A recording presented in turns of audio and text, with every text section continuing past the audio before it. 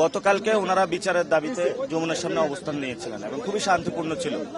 আমি গতকালকে গিয়ে দেখি তাদের কোনো খাবার নাই, পানি ছিল না, মশায় অবস্থা খারাপ ছিল। সেখানে ওসমান হাদি ভাইয়ের ওয়াইফ ছিলেন এবং তাদের একটা শান্তিপূর্ণ প্রতিবাদ চলছিল। সরকার আজকে তাদের উপরে জল কামান নিক্ষেপ করেছে এবং বিভিন্ন জায়গায় তাদের উপরে বুট দিয়ে হলো তাদের উপরে বুকের উপরে আঘাত করা হয়েছে। মসজিদে গিয়ে বুকের উপরে আঘাত করা হয়েছে। এটা সরকার একটা বাজে উদাহরণ সৃষ্টি করলো বাংলাদেশে। শহীদ ওসমান হাদি ভাইয়ের বিচার আমরা চাই। সরকার যদি আমাদের সবাইকে মেরেও ফেলে, তারপরও এই বিচার থেকে আমরা এক পাও পিছপা হব না।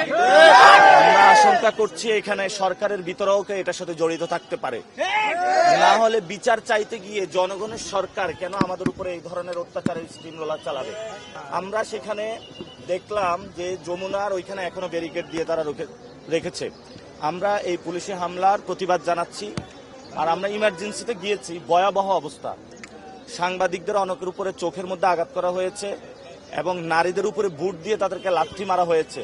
নারীদের অবস্থা খুবই খারাপ, অনেকের পায়ে গুলিবিদ্ধ, অনেকের হাতের অবস্থা খারাপ, অনেকের ব্রেইনের মাথার অবস্থা খারাপ, খুবই বাজে অবস্থা। 30-40 জন ইমার্জেন্সিতে, খুবই ভয়াবহ অবস্থা।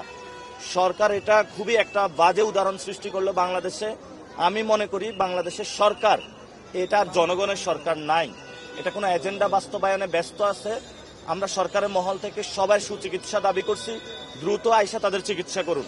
যদি লজ্জা শরম থাকে আপনাদের, তাহলে তাদের আইসা দ্রুত চিকিৎসার ব্যবস্থা করুন। আর যদি লজ্জা শরম না থাকে, আপনাদের এখানে কি হবে আমরা জানি না। অলরেডি মানুষ রাস্তায় নামা শুরু করেছে। এই সরকারকে বলবো, লজ্জা শরম যদি থাকে আমাদের ভাইদের কাছে আসুন, সুচিকিৎসা ব্যবস্থা করুন।